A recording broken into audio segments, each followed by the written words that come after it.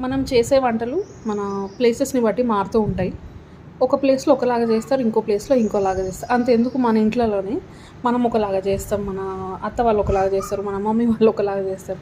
So అట్లా ఇంకా ప్లేసెస్ని బట్టి కూడా అడాప్ట్ చేసుకుంటాం. ఆ రీజియన్ని బట్టి, మనం ఉండే రీజియన్లను బట్టి ఆ స్టైల్ని అడాప్ట్ చేసుకుంటాము. అంటే మన కంఫర్ట్ని బట్టి, అంటే మన టేస్ట్ని బట్టి కూడా అలవాటు చేసుకుంటాం కదా. సో అట్లా పచ్చి పులుసు అని నేను మామూలుగా యూట్యూబ్లో కొట్టి చూస్తే చాలా చాలా రకాలుగా డిఫరెంట్గా చేసిరనమాట.